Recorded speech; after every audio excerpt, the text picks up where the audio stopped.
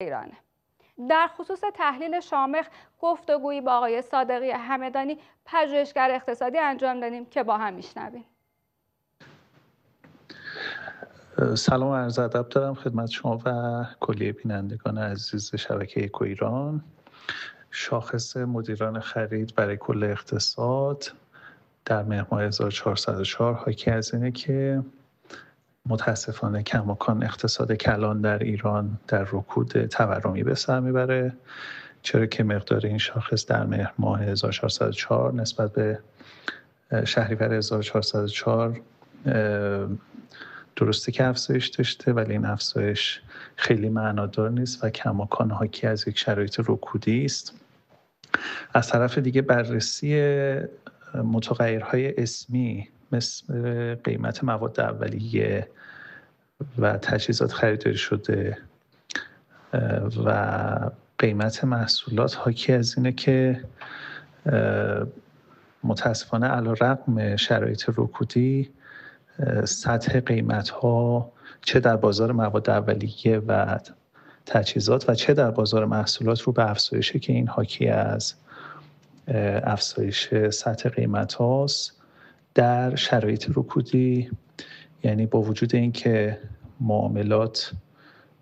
رشد زیادی ندارند، تعداد معاملات آنچنان رشدی نداره، ولی سطح قیمت‌ها بی جهت افزایش پیدا میکنه که خب این نشان دهنده اینه که متاسفانه بیماری رکود تورمی کماکان در اقتصاد ایران وجود داره و باید فکری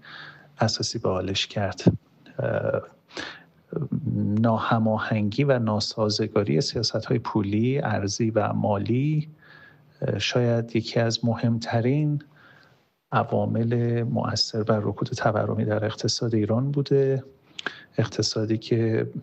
در بی‌انضباطی تحت تاثیر بی‌انضباطی‌های پولی، بی‌انضباطی‌های مالی دولت‌ها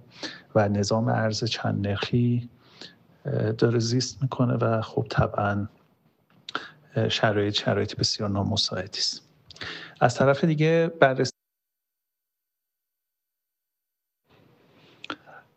بررسی شامخ در بخش صنعت در مهر ماه 1404 و مقایسهش با شهریور 1404 حاکی از اینه که بخش صنعت رفته از وضعیت رکودی خارج شده، ولی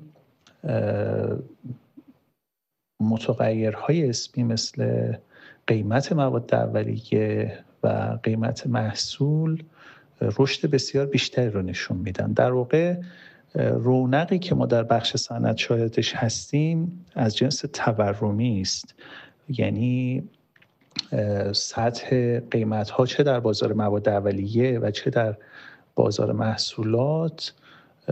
رشد و شتاب خیلی بیشتری نسبت به خروج بخش صنعت از رکود دارن و این عمدتاً خب ریشه‌های پولی داره. ولی به هر تقدیر همین که بخش صنعت از رکود خارج شده